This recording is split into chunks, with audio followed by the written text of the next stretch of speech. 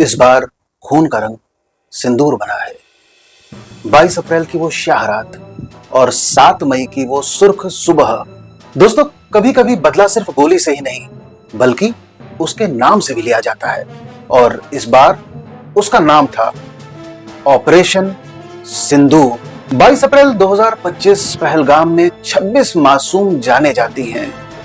25 भारतीय और एक नेपाली नागरिक आतंकियों द्वारा मर्दों को अलग कर दिया जाता है और मजहबी शिनाख्त के आधार पर उन्हें गोली मार दी जाती है, और औरतों से कहा जाता है जाकर मोदी को बताना। सिंदूर मिट जाता है, घर बिखर जाता है। 7 मई की सुबह तकरीबन 1:44 पर भारतीय सेना द्वारा पाकिस्तान और पाकिस्तान अधिकृत कश्मीर में लश्कर तैयबा, जैश ए मोहम्मद और हिजबुल मुजाहिदीन के 9 आतंकी ठिकानों पर मिसाइल स्ट्राइक की जाती है। इन हमले में 70 से अधिक आतंकियों को मौत के घाट उतार दिया जाता है और 60 से अधिक घायल होते हैं, और इन सभी ठिकानों और संगठनों की ऑपरेशनल क्षमता को बुरी तरीके से कुचल दिया जाता है।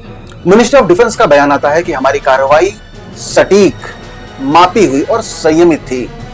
हमारे द्वारा सिर्फ आतंकी ठिकानों को टारगेट किया जाता है, इसमें किसी भी सैन्य ठिकानों पर कोई भी कार्रवाई नहीं की गई थी। भारत ने न केवल आतंक का जवाब दिया था बल्कि इस बार मोर्चे पर नारी शक्ति को रखा गया था। ऑपरेशन सिंदूर की आधिकारिक ब्रीफिंग 2 महिला अधिकारी द्वारा दिया जाता, कर्नल सोफिया कुरैशी और विंग कमांडर व्योमिका सिंह।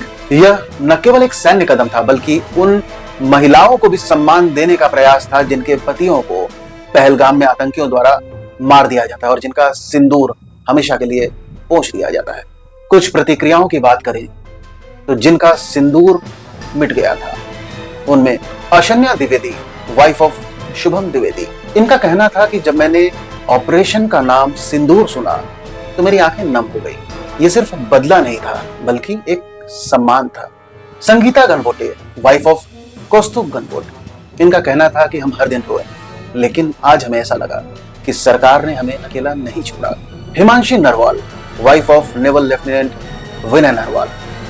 इनका कहना था कि मैं सिर्फ 6 दिन की दुल्हन थी, आज मेरे आंसू गर्व में बदल गए।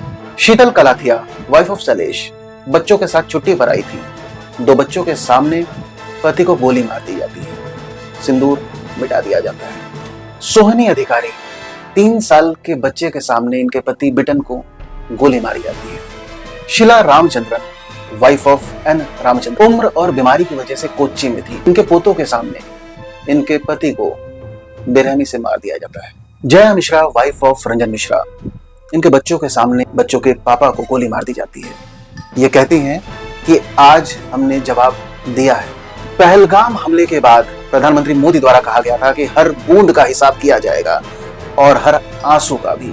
हम उन आतंकियों को और उनके संरक्षकों को धरती के हर कोने तक ढूंढेंगे। करगिल, संसद, अक्षरधाम, उरी, पुलवामा, पहलगाम, लेकिन अब और नहीं।